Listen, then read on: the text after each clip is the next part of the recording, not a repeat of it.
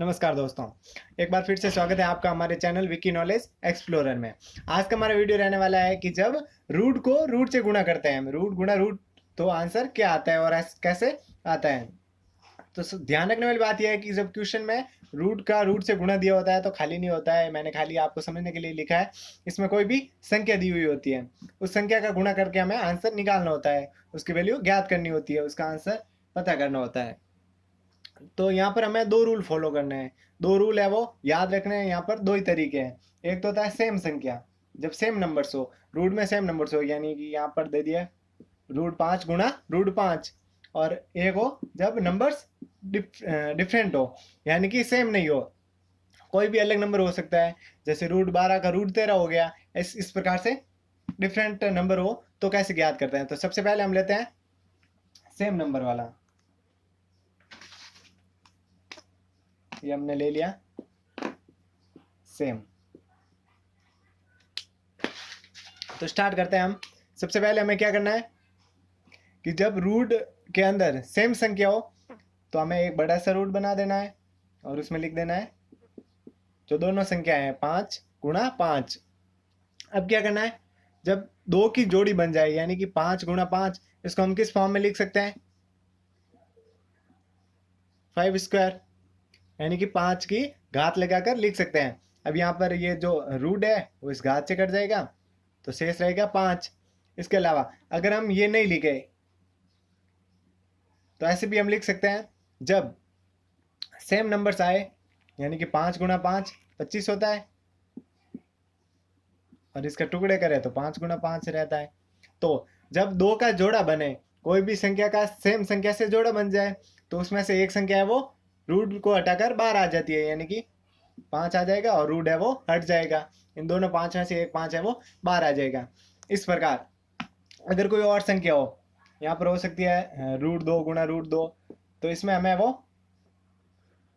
ऐसे सॉल्व करने की जरूरत नहीं रहती है, हमें सीधा लिख देना है कि इसका आंसर 2 आएगा। रूट 3 गुणा रूट 3 है तो उसका आंसर आ जाएगा 3 डायरेक्ट। लेकिन ध्यान रखने वाली बात यह है कि अगर सेम संख्या नहीं हो, यहाँ पर हमने 5 गुणा 5 किया, 7 गुणा 7 किया, लेकिन अगर सेम संख्या ना हो, सेम नंबर्स ना हो, तो हमें कैसे ज्ञात करना है। तो यहाँ पर अलग नंबर लेते हैं हम, रूट 64 गुणा रूट 36, रूट 64 गुणा रूट 36 है वो लिख दिया हमने। अभी इसका आंसर ज्ञात करना है, इसका जो आंसर निकलने वाला है उसका पता लगाना है। तो इसके लिए हमें क्या करना है, इसके है वो फैक्टर्स ज्ञात कर लेना है, यानी कि कौन किसके पहाड़े में आता है। सबसे पहले हमें बड़ा सा रूट बना देना है, फिर 64 गुणा 36 इसके अंदर लिख देना है।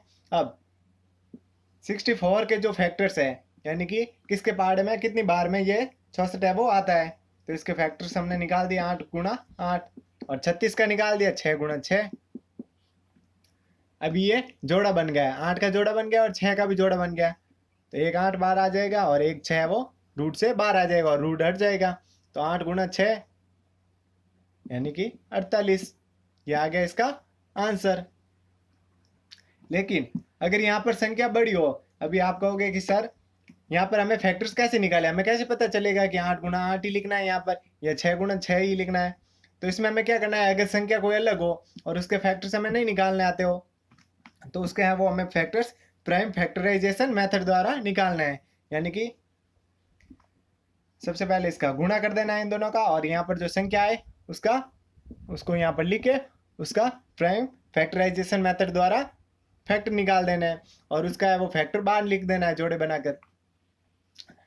तो इसका हमारा आंसर आया था 48।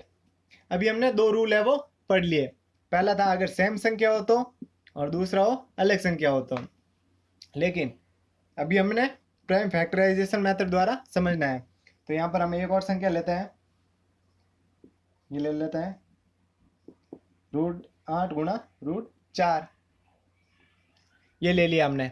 अभी यहाँ पर आपको पता है कि इसका फैक्टराइजेशन आप लिख सकते हो, फैक्टर है वो 2 गुणा 2 गुणा 2, और इसका 4 का 2 गुणा 2। लेकिन जरूरी नहीं है कि ये संख्या हो, इसकी जगह कोई और भी नंबर हो सकते हैं, बड़े नंबर्स हो सकते हैं। तो उसका फैक्टराइजेशन कैसे करेंगे वो हम समझते हैं। तो सबसे पहले एक बड़ा सा कर लेना है बॉक्स। अभी इसमें 8 गुणा 4, तो 8 चौका 32। अभी हमें 32 क्या है वो फैक्टर ज्ञात करना है, तो ये हमने प्राइम फैक्टराइजेशन मेथड द्वारा ज्ञात करना है। सबसे पहले 2 का भाग देंगे 3 में एक बार, 1 बच गया, यहाँ पर आ गया 1, तो ये हो गया 12, 12 में गया 6 बार। फिर से 2 का 8 दूनी 16, फिर से 2 का 4, फिर से 2 का गुणा भाग करना है 2, और फिर से 2 का जाएगा तो 1 आ जाएगा। अभी इसके फैक्टर कौन से हो गए, 2 गुणा 2 गुणा 2 गुणा 2 गुणा 2। इसको हमने बड़े से लिख दिया यहाँ पर।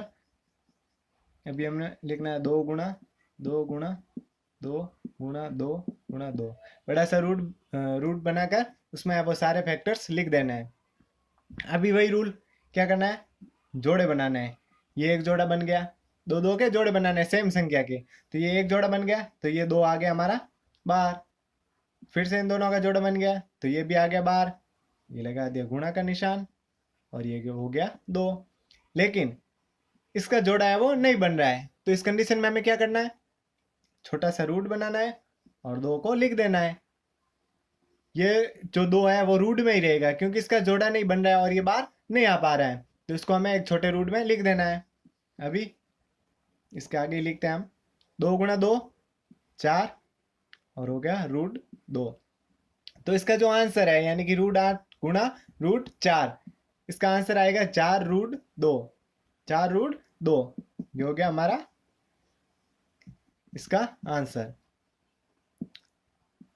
तो हमारे पास 3 कंडीशन आई। एक तो जब सेम संख्या हो तो उसमें हमें कोई भी प्रोसेस नहीं करना है, डायरेक्ट वही संख्या है वो एक बार बाहर लिख देनी है और रूट हटा देना है। दूसरा था कि अगर अलग अलग संख्याएं हो और हमें उनके फैक्टर्स पता हो, तो डायरेक्ट फैक्टर्स निकाल के 2 2 के जोड़े बनाकर बाहर लिख दो और वो है वो उसका आंसर निकल जाएगा। और तीसरा है कि सारे अगर फैक्टर्स नहीं बने और बाहर नहीं आए, तो उसमें क्या करना है, जितने फैक्टर्स सेम हो यानी कि जोड़े बन जाए वो बाहर आ जाएंगे, और बाकी का जो बचेगा वो उसको है वो रूट में लिख देना है। और अगर 2 से भी ज्यादा होता है, यहाँ पर 3 होता और तो 2 गुणा 3 यानी कि यहाँ पर 2 की जगह 6 आ जाता। तो हो गया हमारे पास 3 कंडीशन। तो उम्मीद करते हैं आपको ये वीडियो समझ में आया होगा। हमारे वीडियो को लाइक कर दीजिएगा, चैनल को सब्सक्राइब कर दीजिएगा, ताकि आने वाली हर वीडियो का नोटिफिकेशन आपके पास सबसे पहले आती रहे। मिलते हैं अगले वीडियो में।